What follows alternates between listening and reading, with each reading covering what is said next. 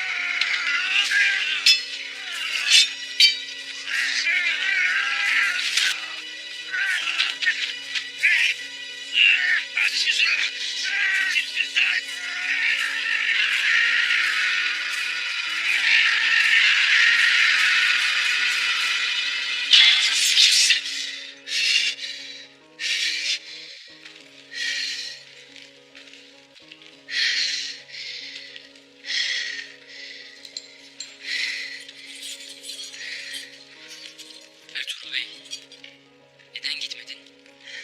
Neden kaçıp kurtarmadın kendini? Tepemizde yola çıktığımız adamlara yarı yolda konak yoktur Bito. Benim gibi bir hırsız için değer miydi? Sana kaç defa söyledim sefil köpek! Ertuğrul'a yaklaşmayacaksın demedim mi? Geç şuraya! Bırak adamı Simko. Ne işin varsa benimle gör.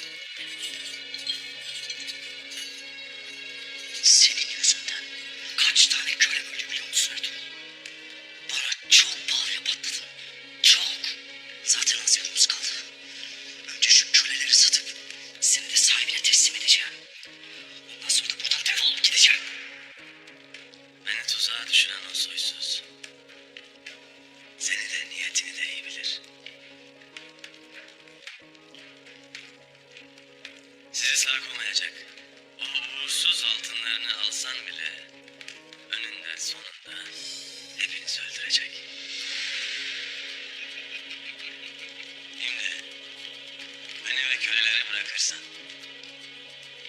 bana tuzak kuranın adını da verirsen, onu öldürür.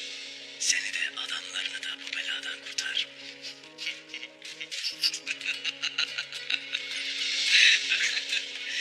Ay Ertuğrul Bey.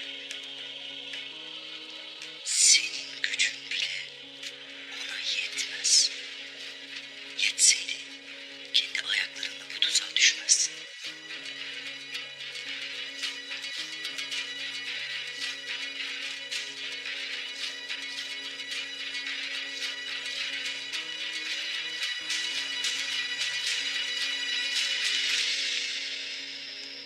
Dündar Bey'in kararları nelere sebep olur görür müsün ana? Bahadır Bey pazarı satın alırsa gayrimeylik için eli güçlenecek. O vakit Aslıhan Hatun'a sırtımızı dönmüş olacağız. Aslıhan benim kızımdır. Obamın da gelini olacaktır. Evvela kendi derdimize derman bulmamız icap eder. Derman da bellidir. Bahadır Bey Aslıhan Hatun'u bertaraf edip beyliğe kurulmak ister. Bizim dermanımız pazarı ona satmak mı olacak? Pazarın bedelini kim taslaman verirse ona satılması icap eder. Bu Bahadır Bey de olsa münasiptir. Ya Aslıhan Hatun? Sadece bize değil, ona da fenalık ettiğini görmez misin Dündar Bey? Aslıhan Hatun bizim obamızdan ayrı değildir. O bize abimin emanetidir. Başımızın üstünde yeri vardır. Dilerse gelir, eliyle obamda yaşar. Asla gelmeyecek. Aliyar ağabeyine verdiği sözü tutup obasında kalacak. Sadece onu değil, Turgut'u da kaybedeceksin. Ben senin kararının karşısındayım Dündar Bey. Bundan gayrı Artuk Bey'in yanında olacağım. Bunu da böyle belleyesin.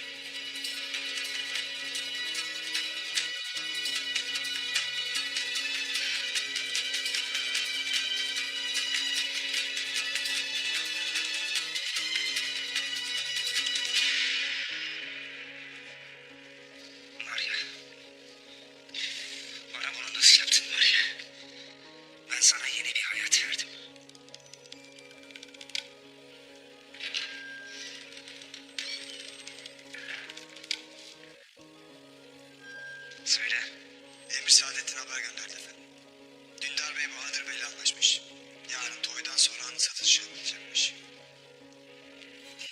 işi bir an evvel bitirmemiz lazım Lucas. Bu işi şansa bırakamayız. Mialis'ten haber var mı? Henüz yok efendim. Güvercin de geldi efendim. Mialis'ten. Sevgili Ares, gönderdiğin adamların hepsi öldü. Ertuğrul hala benim elimde. Onun 1000 altın karşılığında Selçuklu devletiyle büyük bir savaşa mani olabilirsin. Yakında benden haber alacaksın. Eğer istediğim altını vermezsen Ertuğrul her şeyi öğrenecek. Ondan sonra olacaklardan ben sorumlu olmam. Sinko.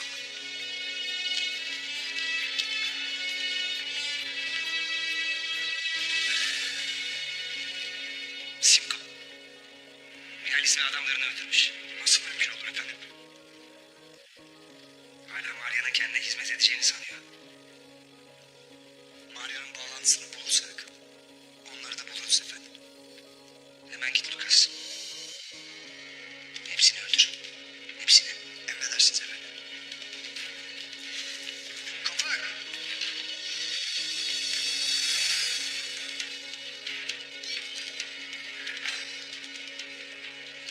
Maria. Maria. Bana her şeyi anlatacaksın Maria. Hepsini.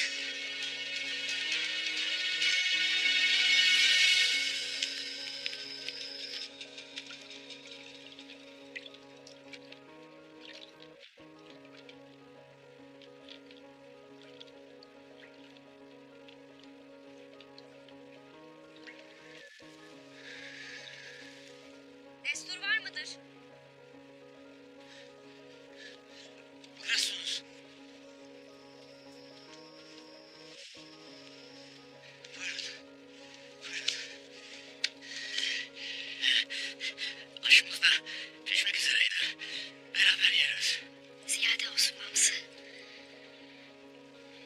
Lakin vakit aş vakti değildir. Seninle mühim bir meseleyi konuşmaya geldik. Buyursunuz. Buyurun Halim Hatun. Artuk Bey buyurun.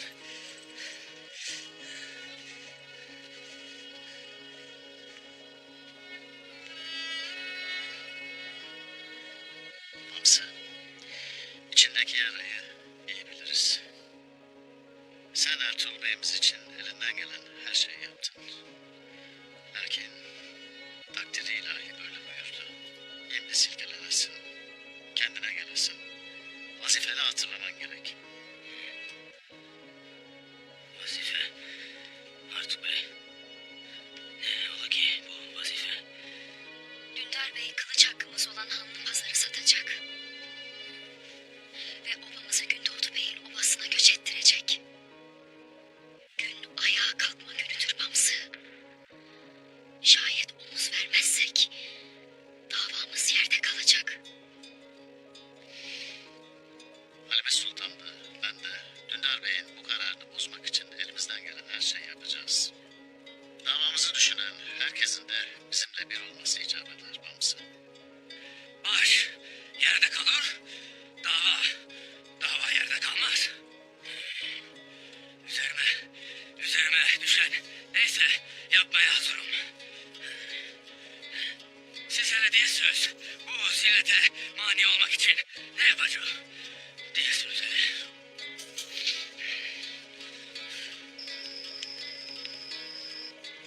Artuk Bey rahat durmayacaktır. Halime Hatun da yanına alıp kararımızı bozmak isteyeceklerdir. Bütün hallere, bütün beylere gideceklerdir. Bize düşen nedir Dündar Bey? Bizim de hem alplerle hem de beylerle tek tek görüşüp konuşmamız icap eder. Balaban Bey ile Elkoca Bey tereddüttedir. Onlarla bizzat ben konuşup Toy'a kadar ikna edeceğim. Giresun Bey'im, İnanç Bey kayınbiraderimdir. Senin sözüne itimat eder. Toy'a kadar onunla konuşup ikna edesin. Buyruk senindir beyim. Eyvallah. Burada durursak zarar edeceğimizi söyleyin. Evet. Ama pazarı satarsak oradan alacağımız altınlar obamız için harcanacak. Sürülerimiz çoğalacak.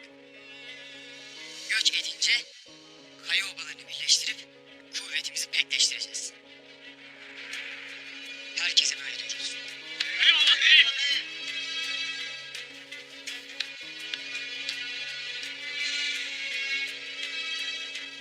Yarın beylik toyu kurulacak babası. Artuk Bey beyliğe taliptir. Alpleri ve beyleri yanımıza çekmemiz gerek. Alpler sana itibar ederler. Sözünü dinlerler. Onlarla konuşasın. Dündar Bey'i destekleyen beyleriyle görüşüp onları bu hatalarından vazgeçirmeye gayret etsinler. Eyvallah. Eyvallah Halime Hatun. Eyvallah. Sen merak etmesin. Hepsiyle konuşurum evelallah. Hepsiyle konuşurum. Ben de hatunlarla konuşacağım. Dündar Bey'e destek veren erleriyle konuşup onları bu hatalarından caydırsınlar. Ben de elimden geldiğince yardımcı olmaya çalışacağım Halime Hatun. Sağ olasın Hafsa. Ben de beylerle tek tek görüşeceğim. Şayet Dündar Bey'in verdiği karar uyulursa içine düşeceğimiz zilleti tek tek anlatacağım. Eğer buna mani olmazsak bütün şehitlerimizin vebali üzerimize olacaktır. Bu mesele obamız için hayat memat meselesidir babası. Vazife hepimizin vazifesidir. Vazife. Hepimizin vazifesidir Halime Hatun. Siz merak etmiyorsunuz. Siz merak etmiyorsunuz. Elimden geleni yapacağım. Elimden geleni yapacağım. Elimden geleni yapacağım.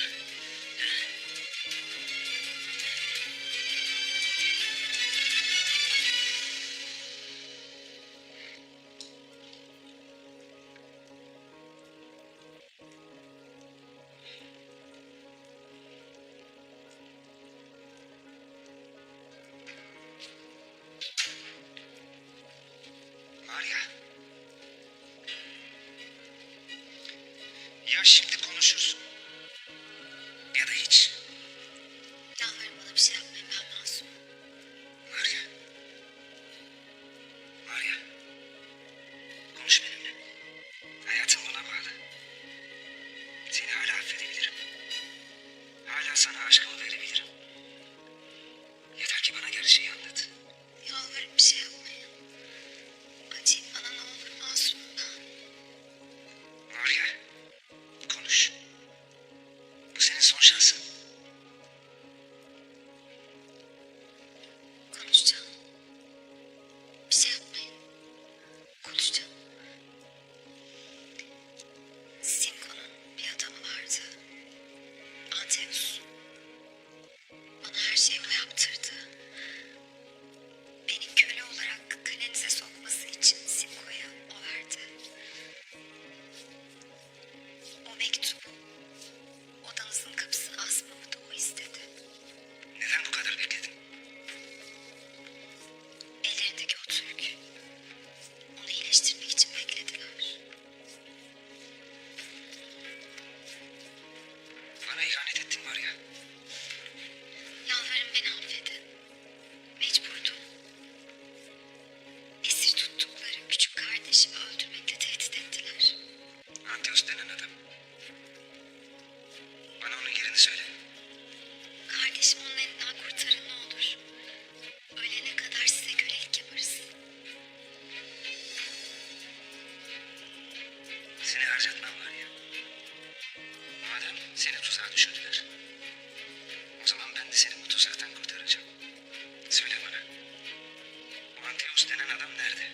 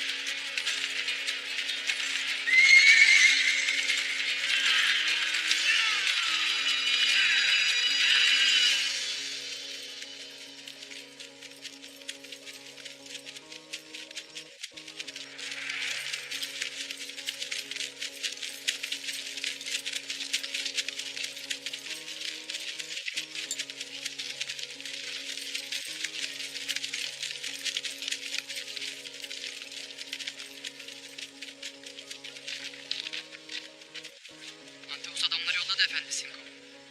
Ya mektup? Yerine ulaşmış mı?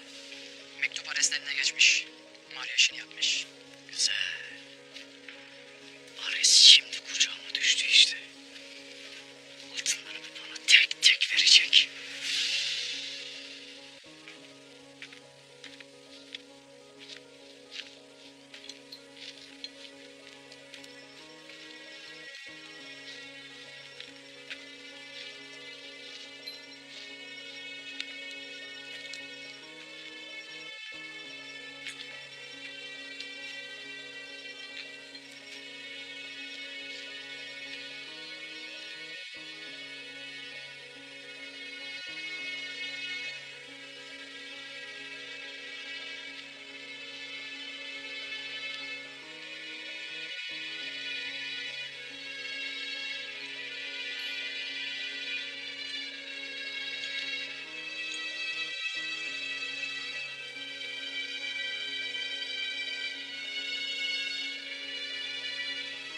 Çok kalabalık oldular. Artık kurtulamayacağız. İnan kendi köleliğimi dert etmiyorum. Yalnızca senin için üzülüyorum. Ne kendin için ne de benim için üzülmeyesin Pito. Bitmemiş ömrün her anında bir umut kapısı vardır. İş ki biz o kapıyı açmak için mücadele edelim. Ertuğrul, ömrümde senin kadar sağlam yürekli bir adam daha görmedim desem yalan olmaz. Fakat umudun da sonuna geldik artık. Bütün kapılar kapandı. Ümitsizlik bize haram kılınmıştır Pito. Allah'ın rahmetinden ümit kesmeyin diye emredilmiştir bize. Ölümden pervam yoktur. Şayet son nefesimi tüketmeden koyverirsem o vakit o nefes bana haram. Ne yapacaksın?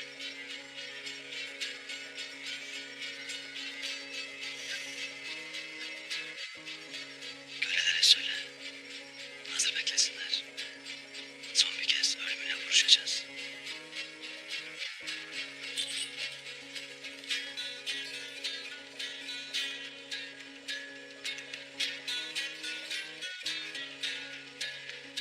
Köleleri kaldırın! Gidiyoruz!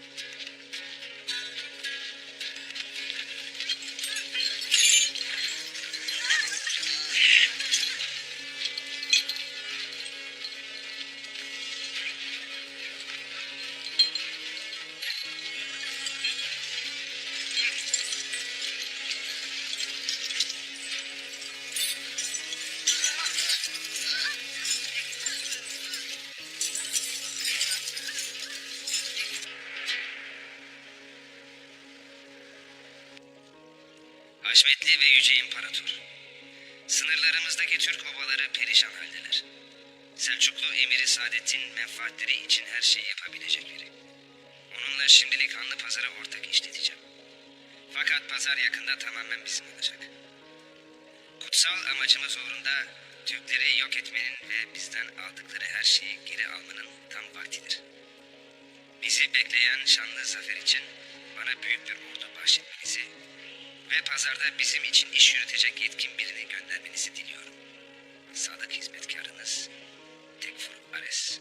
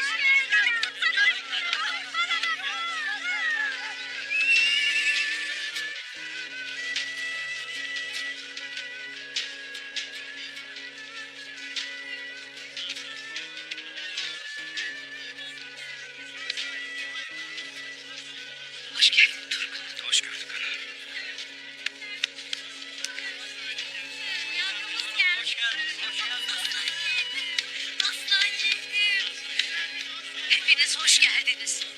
Sağ salim döndünüz. Şükürler olsun Allah'ıma. Sefalar getirdiniz yiğitlerim. Sultanımız için, devletimiz için üzerimize düşen vazifeyi yaptık. Alnımızın akıyla babamıza döndük.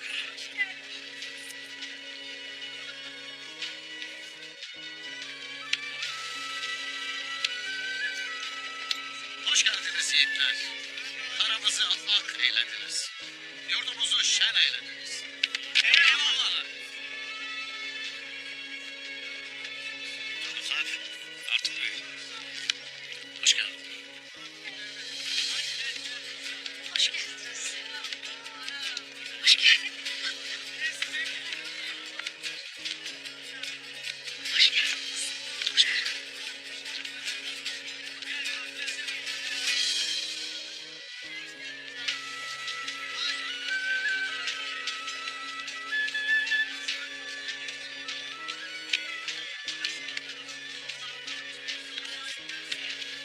Ay maşallah kardeşim. Düşmana tek yerimi cehennem edip döndünüz ha. Döndüm kardeşim. Maşallah. Maşallah. Seni de çok iyi gördüm.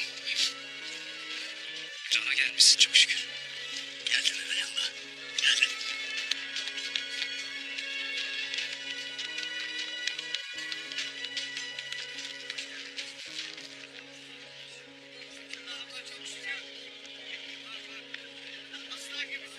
Hayrola ana? Bu beyler ne için toplanmıştır?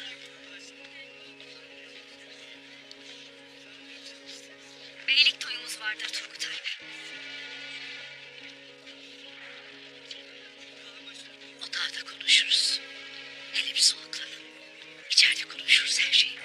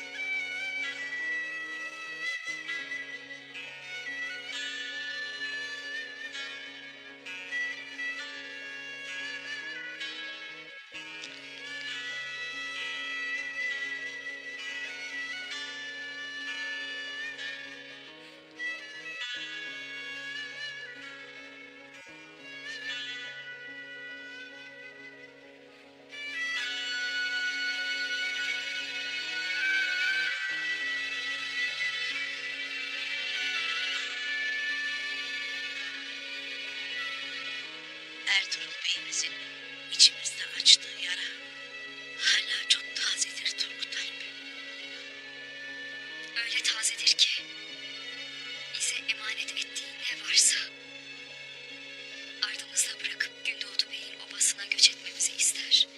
Dündar Bey'imiz.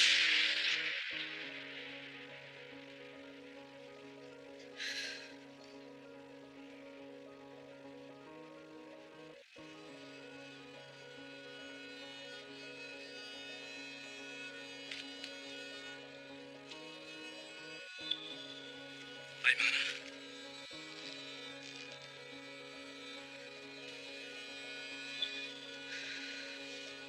Dündar Bey. Halim Hatun doğru mu der? Bu yüzden mi toy yaparsınız?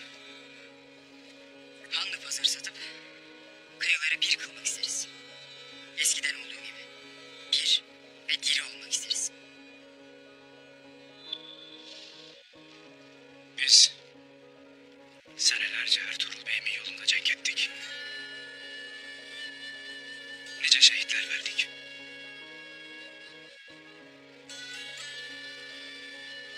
Şimdi bunu yaparsak Ertuğrul Bey'imizin kemikleri sızlamaz mı Dündar Bey? Sızlar kardeş, sızlamaz mı? Sızlar evet. Ertuğrul Bey'imiz şehit olduktan sonra obamızlara düşmüştür Turgut. Dündar Bey de bu kararı almıştır. Kayıların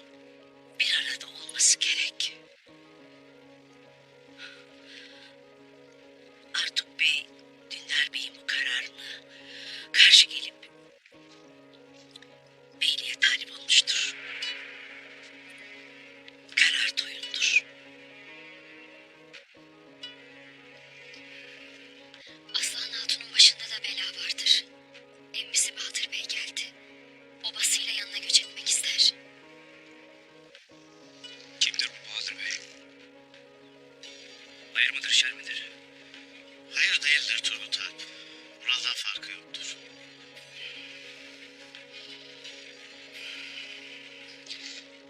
Ayman. Dündar Bey. Alp gerçekten yeni dönmüştür. Şehitlerimiz vardır. Aileleri bu acı günlerde yalnız koymayalım. Sizin beylerle beraber onların yanında olmanız iyi olur. Eğer münasip görürsen Dündar Bey, toyun yarın yapılması daha iyi olur. Doğrusu budur Dündar Bey. Aileler yas tutarken toy yapmamız bize yakışmaz.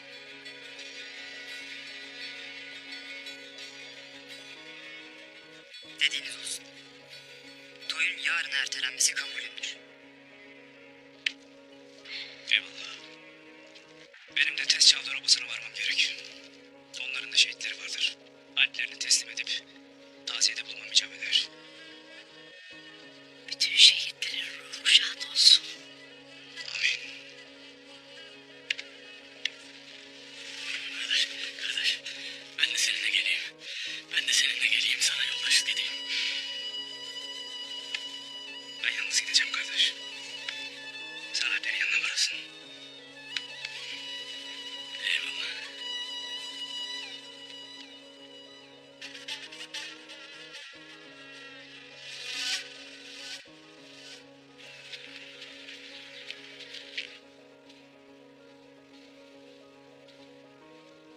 Ellerine sağlık hatun. Tam da emir hazretlerine yaraşır bir sofra olmuş. Beyin şanı sofrasından bellidir. Daha ne mükellef sofralar hazırlayacağım sana beyim.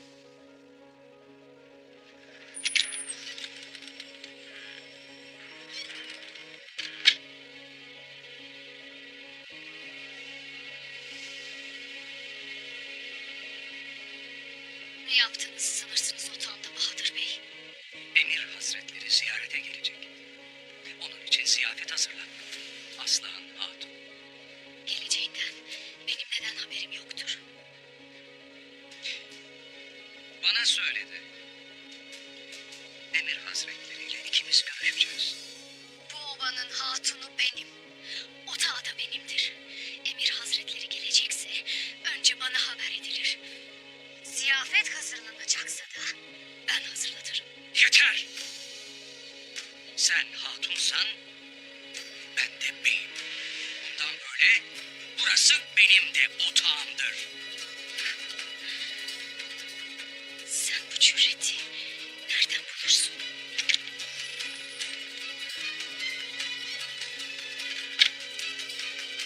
Emir hazretleri geldi beyim.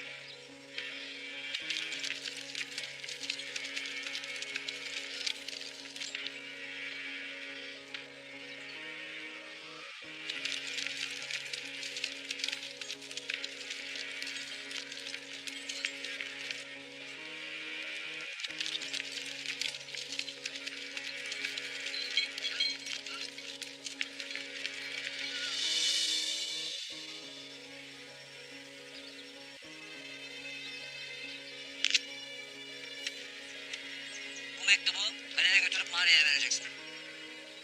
Bu sefer mektubu Anes'in tahtına bıraksın. Anes ne kadar ciddi olduğumuzu görsün. Ertuğrul'u almak için 10.000 altını vereceğini duyunca dizlerini bağıracak.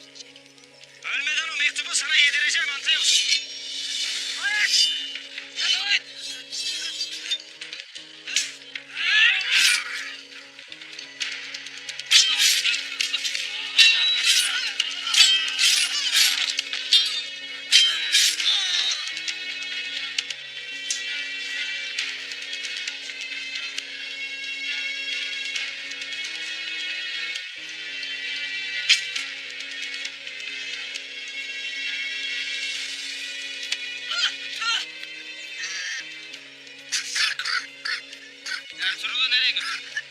her şeyi anlatacaksın. Her şeyi anlatacağım efendim. Lütfen canımı bağışlayın. Sinko Ertuğrul'u nereye götürdü? Canımı bağışlayın efendim. Bana burada durmamı söyledi. Ertuğrul'u alıp buraya gelecek.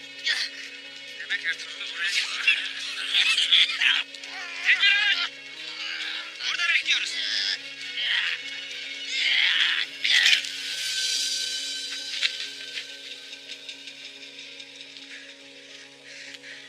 İçeride zincir yapılı genç biri var efendim.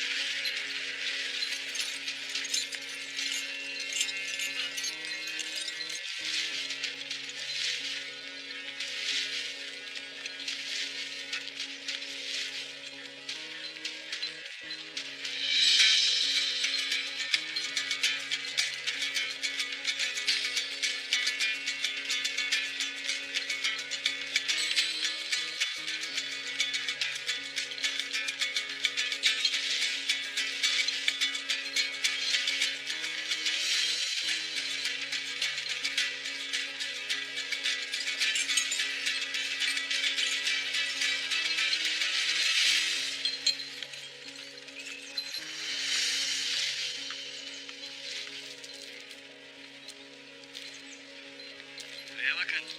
Ayağımıza yeni köleler geldi.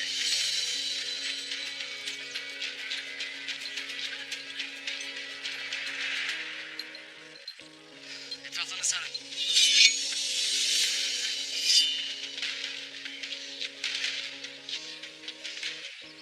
Esko.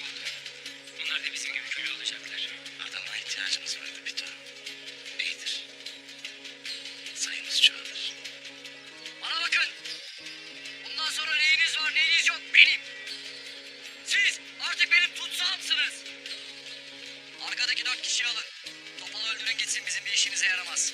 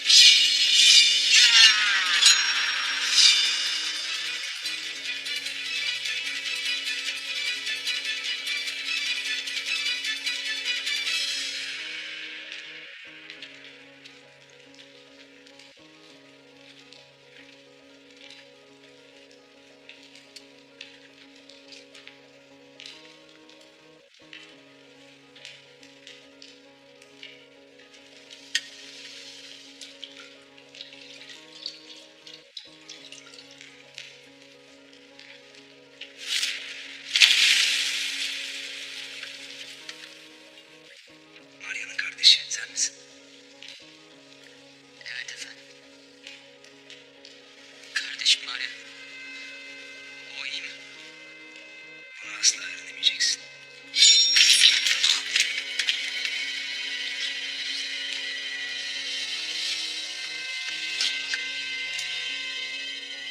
Maria'yı buraya getir.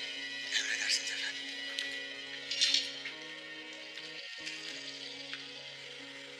Saldırın!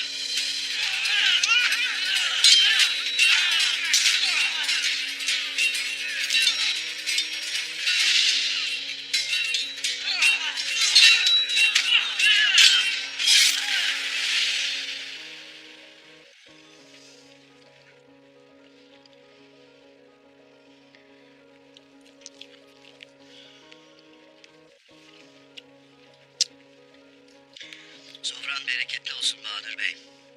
Başlar maşallah pek leziz. Afiyet olsun Emir Hazretleri. Bundan böyle sizin için otağımda daha çok ziyafetler hazırlatacağım inşallah. İnşallah inşallah. Evet. Bahadır Bahadır Bey'in obası yakında burada olur. Beylik toyunu ne zaman kuracaksınız? Bu meseleyi önce beylerimle istişare etmem gerekir. Eğer iki obanın birleşmesine karar verilirse o vakit beylik toyu için gereğini yaparım. Nice Türk obası sultanımızın emriyle bu topraklara göç için yola çıkmıştır. Keza Bahadır Bey de sultanımızın fermanıyla buraya gelmiştir. Yani sen ve beylerin ne karar verirseniz verin, Bahadır Bey buraya yerleşecek. Fermana karşı boynumuz kıldan incedir elbet. Lakin Ertuğrul Bey'imle Aliyar Bey'in de vasiyeti vardır. Devletimize hizmet için kayılarla birlik halinde olacağız. Bu vasiyet içinde beyliği bırakmaya niyetim yoktur. Ayak sürersin Aslıhan Hatun. Hala kayı der durursun. Kayılar göç edecek. Bahadır Bey de pazarın başına geçecek. Sen kendi obanı düşün. Ne henüz kayılar göç etti, ne de Hanlı Pazar Bahadır Bey'in oldu. Dereyi görmeden paça sıvanmaz.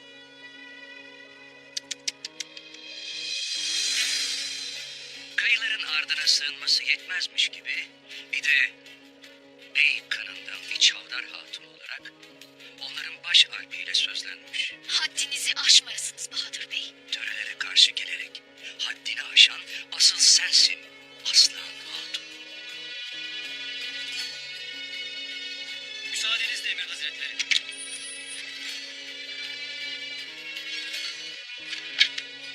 Aslıhan Hatun, Turgut Harp geldi. Müsaade ederseniz içeri girmek ister. Müsaade vardır Kırca. Buyursun. Nöbetçiler.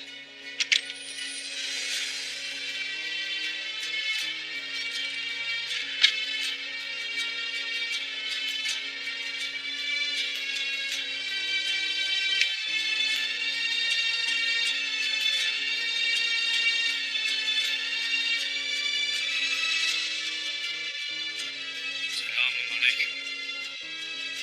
Aleyküm selam. Aleykümselam.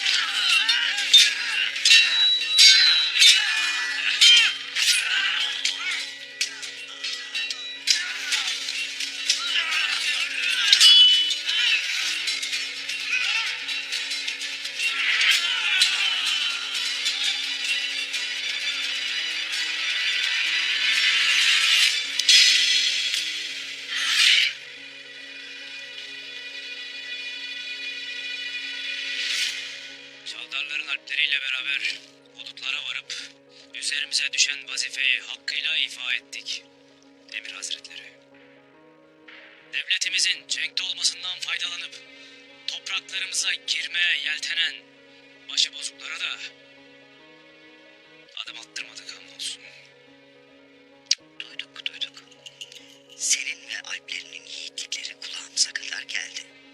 Devletimizin övüncü, sultanımızın güvence oldunuz. Turgut, Alp başım.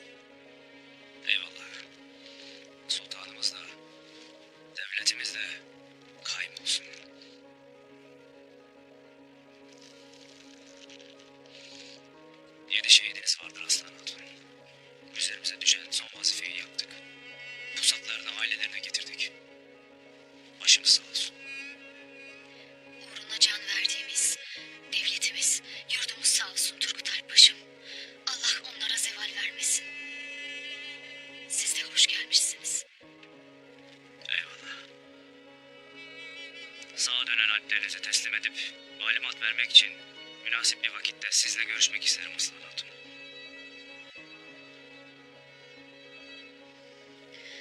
İmdi sırası değildir. Alpbaşı. Aslan Hatun, oturasın hele. Burada emir hazretleriyle istişare ederiz. Buradaki istişaremiz bitmiştir Bahadır Bey. Ben diyeceğimi dedim. Bu Alpbaşı'yla görüşmek için emir hazretlerinin huzurundan gidersin. Sen de ne edep kalmış ne töre. Töreyi senden öğrenecek değilim. Bu obanın hatunuyla emir varken senin hiçbir sözünün hükmü yoktur. Seni hadsiz!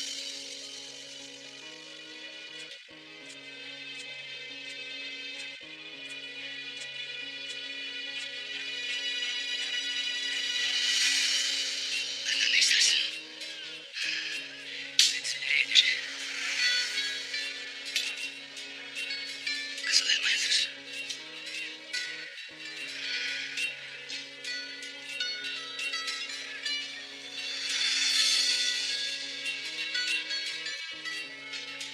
Adını bağışla bana yiğit. Atsız. Hadi bakalım Ertuğrul Bey. Azatlık cengidir. Haydi.